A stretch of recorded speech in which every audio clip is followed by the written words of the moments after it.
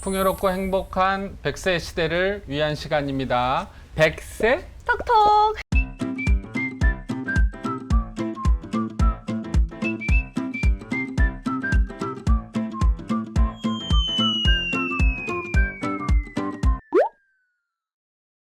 (2020년에) 네. 가족 간 상속 분쟁 건수가 어느 정도나 될 것 같아요? 글쎄요. 근데 생각보다는 꽤 많을 것 같아요. 많게 이야기해 보세요. 어느 정도까지 될까요? 수치요? 한 몇백 건? 네.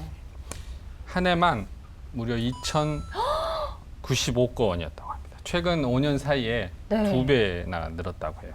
아니, 그 말인 즉슨 이 상속, 재산 문제 그쵸. 때문에 네. 이렇게 가족 간의 분쟁이 많이 일어났다는 거예요? 2,000건이면은 가족이 거기 4명 붙으면 거의 뭐 한 10,000명이 그냥 이 비슷한 숫자가 이 상속건 때문에 홍역을 치렀다고 봐야 되죠.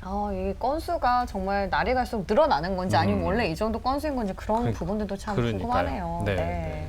그래서 이 관련해 가지고 오늘은 이 유산 분쟁에 관해서 법적으로 어떻게 현명하게 대처할 수 있는지 가온 패밀리 비즈니스 센터의 대표 변호사신데 강남규 대표 변호사님을 모셨습니다. 네, 반갑습니다. 안녕하십니까. 어서 오세요. 가온의 반갑습니다. 강남규 대표 변호사입니다. 네, 반갑습니다. 통계를 잠깐 말씀드렸는데 네. 가족 간의 이렇게 분쟁이 과거에 비해서 이렇게 크게 늘어난 이유가 어디겠습니까? 쉽게 말하면 옛날에는 이제 부모가 자식을 교육시키고 취직을 하고 본인이 사업을 하거나 이렇게 해서 또 자산을 형성하고 이런 선순환 구조가 이제 높은 성장률로 쉽게 가능했는데 최근에는 성장률이 떨어지면서 누적된 재산을 어떻게 나눌까 여기에 사람들이 이제 훨씬 관심을 많이 가지게 된 것 같아요. 파이가 는 게 아니고 있는 파이를 어떻게 이제 나눠 그렇게 먹을까? 되는 거죠. 파이가 장래로 늘 것 같으면 자녀들한테 예를 들면 사업하시는 분도 한 개씩 띄워주면 각자 가서 늘리면 되는데 그게 아니라 쉽게 늘어나기 어려우니까 이제 이미 형성된 것을 나누는데 네. 이제 관심이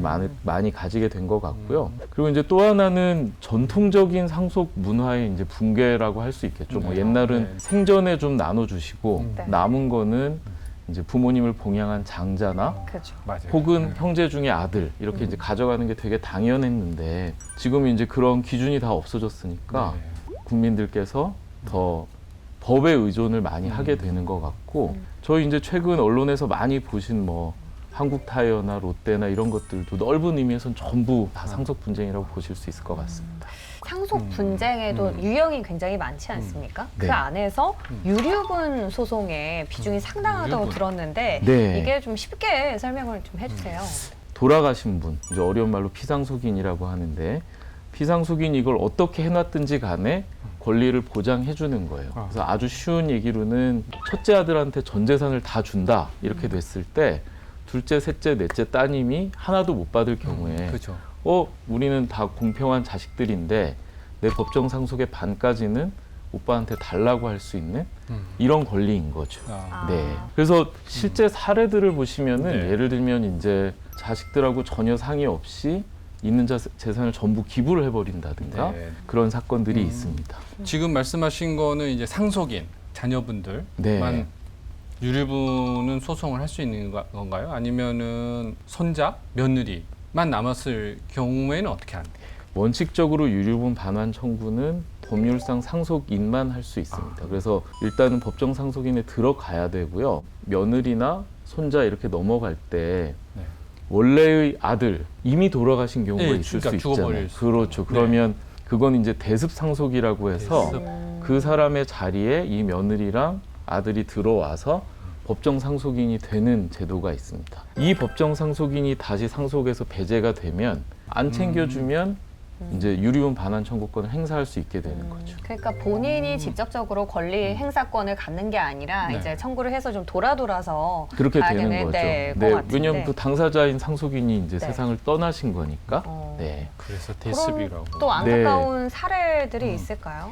많이 있죠. 그리고 네. 대습 상속 관련해 가지고는 이제 여러 가지로 주의하셔야 될 부분들이 있는데 네.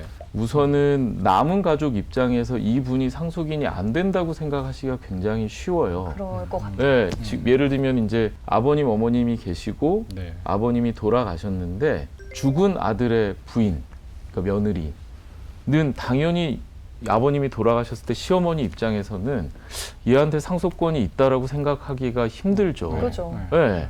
근데 이제 손자가 있으면 좀 얘기가 달라지긴 하죠. 손자는 네. 상속권이 있겠다라고 짐작을 하시는 거고 배우자 같은 경우에는 새로 재혼을 하시면 또 그 자격이 박탈이 돼요. 대습 자격도요? 네, 우리 상식적으로 생각할 때 사리에 맞잖아요. 이제 예전에 결혼을 했었으니까 이제 자격이 있겠지만 네. 혹시 제가 그래서 다른 집에 가게 되면 이제 상속 자격이 박탈이 되는 거고 그 아들, 그러니까 손자는 아무 상관이 없습니다. 그건 이제 핏줄이니까. 절대적인 거니까. 근데 며느리가 이제 다른 재혼을 하게 되면 네. 며느리는 빠지게 되고 이 손자만 대습 상속권을 갖게 됩니다. 네. 이건 좀 악용하는 사례도 있을 것 같아요. 악용하는 사례도 있고 저는 이제 이거를 네. 상속을 해주는 쪽에서만 말씀드렸는데 받는 쪽에서도 주의하셔야 되는 게 네, 네. 이게 법정 상속분이기 때문에 채무도 상속이 될 수가 있어요. 그래서 나도 모르는 사이에 모르는 다른 형제 자매들은 어머, 그쵸, 다 그쵸. 상속을 포기해버리면 그러네. 나만 상속인이 돼서 네. 채권자들이 찾아오는 경우가 생길 수 있습니다. 그래서 박을 쓸 수 있는. 받는 네. 쪽에서도 좀 주의를 하실 필요가 있는 굳이 제도. 뭐 며느리한테까지 연락해서 뭐 상속 그러니까요. 포기하라고 이렇게 연락을 해주지 안 않는 이상 하겠죠. 그러니까 모르잖아요. 이제 이런 반대의 경우들도 왕왕 볼 수 있습니다. 아. 깜짝 놀라시는 거죠. 그러네.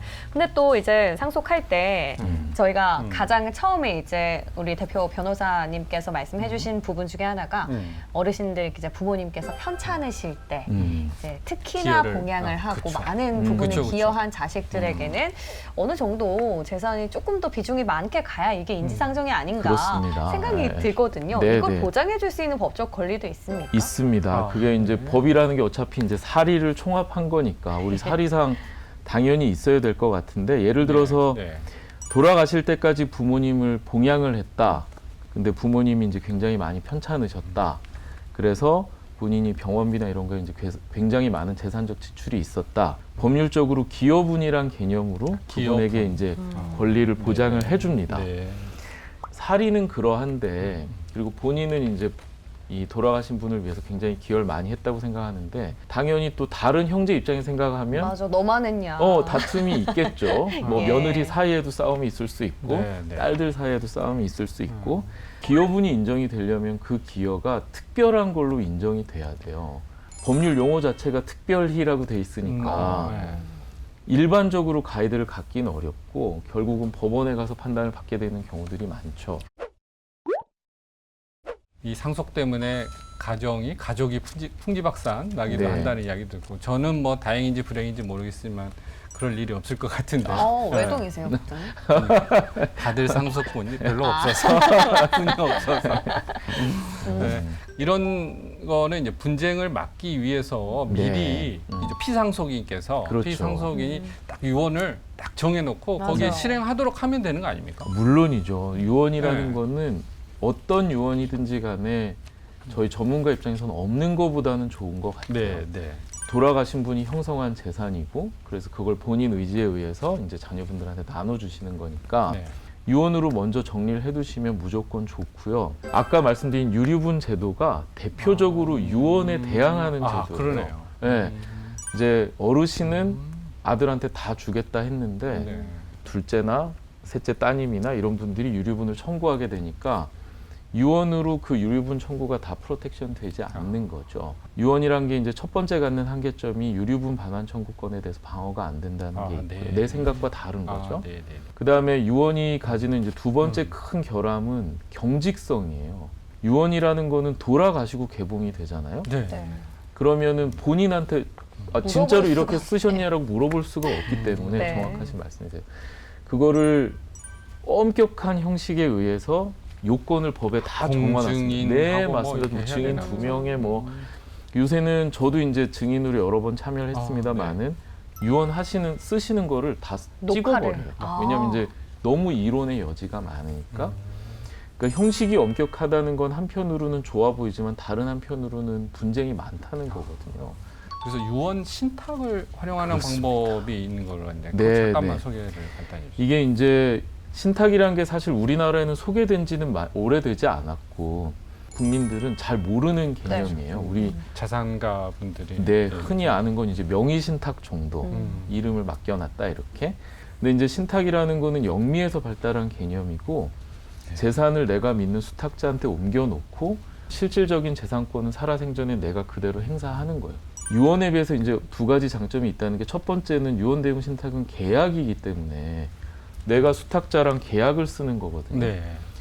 그러니까 이제 복잡한 요식성이 요구되지 않죠. 유언은 단독 행위이기 때문에 돌아가시면 본인이 진짜 그렇게 썼는지 아무도 검증을 해줄 수 없지만 네. 유언 대용 신탁은 내가 수탁자 대부분 이제 큰 금융기관들인데 네. 계약 상대방이 있기 때문에 내용의 진실성이 어느 정도 보증이 보장이 되는 되는 거죠. 네. 이때 어떻게 처분하겠다라고 쓰는 네. 거거든요. 네. 근데 유언 대용 신탁은 예를 들면 부동산, 상업용 부동산 같은 경우에 원본, 건물 자체랑 거기서 나오는 임대료 이런 거를 다 쪼개가지고 세팅을 할 수 있어요. 아. 당신 살아생전에는 본인이 사셔야 되니까 상가 임대료는 내가 계속 받고 그러니까 일수익자가 되는 거죠. 네. 그 다음에 내가 먼저 죽으면 내 배우자, 그러니까 애들의 엄마한테 이수익권을 주고 네. 애들의 엄마가 죽으면 그 뒤에 이 아파트, 아이들. 저 상가 건물에서 나오는 임대료를 아이들에게 아. 줘라. 라고 하는 식으로 세팅을 할 수가 있는데 유언장은 저희가 생각해보면 그게 불가능하겠죠. 돌아가시는 그 시점에 이게 어떻게 처분될지를 그래요. 그래서 아. 동시에 그래서 내용적인 유연성도 가지고 있어요. 한 가지 첨언해 드릴 게 유류분 반환 청구권하고의 관계에서 네. 좀 되게 획기적인 판결이 나왔었는데요. 신탁에 맡긴 재산에는 이제 유류분 반환 청구가 미치지 못한다는 아. 하급심 판결이 나왔었습니다. 계약이니까.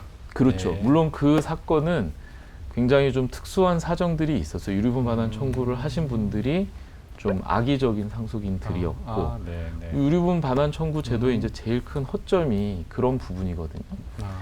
불효자도 권리를 갖게 되는 음. 거니까요. 그래서 그런 케이스가 있어서 유류분 반환 청구권에 대해서 유언 대용 신탁이 좀 방어적 효과를 갖는 게 아니냐라는 이제 논의가 일어나고 있는 와중입니다. 네. 네. 오늘 지금까지 가온 패밀리 오피스 센터 네. 강남규 대표 변호사님과 상속 분쟁에 대해서 여러 말씀 나눠봤습니다. 네, 고맙습니다. 오늘 감사합니다. 좋은 게 좋은 것 같아요, 역시. 그러니까 저는 걱정할 일이 없어서 네. 다행입니다. 불행인지 다행인지 모르겠습니다. 그래도 오늘 정보도 저희가 상속 분쟁에 대해서 다뤄봤으니까 네. 많은 분들께 도움이 되셨길 바라면서 저희는 다음 이 시간에 다시 돌아오겠습니다. 백세 톡톡!